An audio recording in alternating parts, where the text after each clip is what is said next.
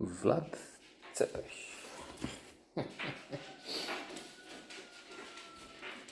A film about Dracula. Not really. Dracula and Vlad Tepes are worlds apart. But of course, it helped in some ways to connect the two. Stefan Silan was the actor. He was a non-nonsense actor, very good, I'd say. Not rated to the level he deserved, is my view. I mean, there were so many overrated Piersik, Nicolaescu, Uritescu comes to mind. Blown, oh my god.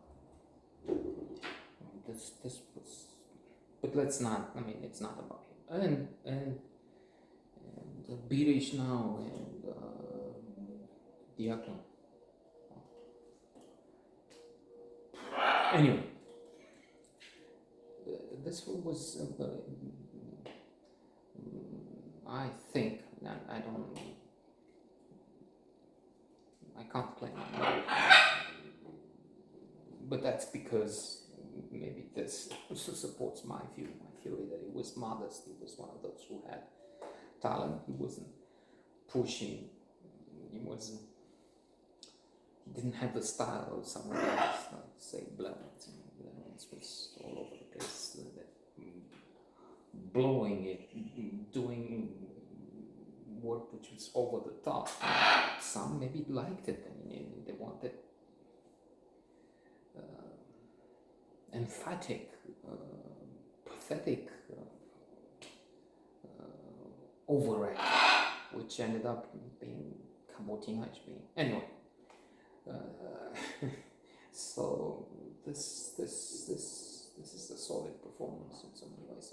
True, the basis, the background, the production, the concepts, the philosophy, the politics mainly, which had this all wrapped in a bag and killed, everything, was no more than flawed, was hellish. So you can't do much, if anything, in communism. Art is used for propaganda, for political purposes. It doesn't, I mean, this is not Vlad Tepes. The real inspiration for Dracula or whatever it's not about that. It's about getting across the message that we've been always brave. It's the poor against the rich. History is seen as a struggle between the opposing classes. That's Marxist theory. Idiotic, doesn't it? Why am I talking about this? Let's change tack. Let's change course. And that communism bad. I mean, the effect on movies was disastrous. You could be Stefan Silan, very talented, but then if you give him a role which is about promoting, what can he do? I will speak a little about another side, this Dracula thing, because I have to be thankful. I have to express here my gratitude, which is a happiness exercise, by the way, if you're listening up to here, which I doubt. I mean, people go for the first 2 seconds. Is it interesting? Some birds, but then no. What he's saying, what I'm saying is not really worth listening. But anyway, I suggest you look for happiness exercises, and this is one, expressing gratitude. In fact, there's a thing called counting your blessings. At the end of the day, you write down 3, 5, depends on the expert, things for which you're grateful, which happened during that day, and for which you're grateful. And studies have shown that at the end of 4-6 weeks, people experience an increase in their happiness level. It can be every day. Tal Ben-Shahar from Harvard is of that opinion. Some say at the end of the weekend, on weekend space. This should be that's Sonia Lubomirsky on the West Coast, University of California. Things doing it repeatedly may diminish the effect. It becomes just a thing you go through the motions with it. But gratitude, that's one common feature, one important aspect.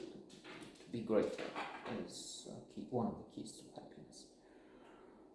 I'm grateful for Vlad Tepes because he inspired in so many ways Dracula. There are many things which are, of course, that's a count, vampire, that doesn't even exist. And this fellow, they took some of the things he did. We can see some in the movie, like The Impaler, Vlad Tepes, The Impaler. He put people through a stick.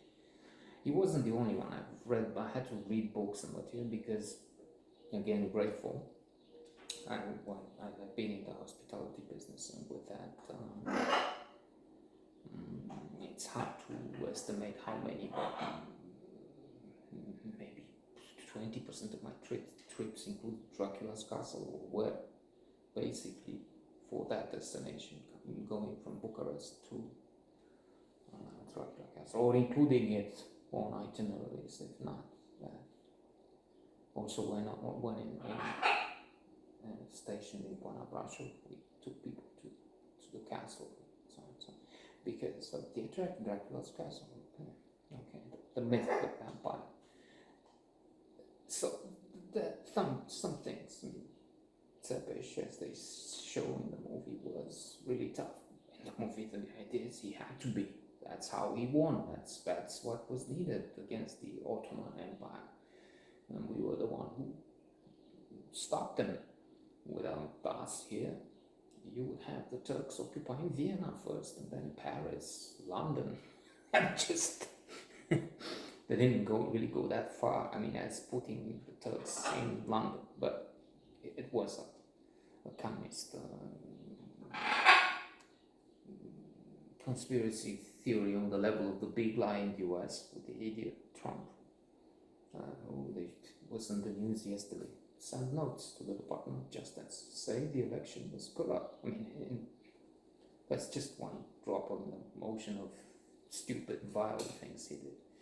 Let's stop with that. So yes, interesting movie. Not brilliant, but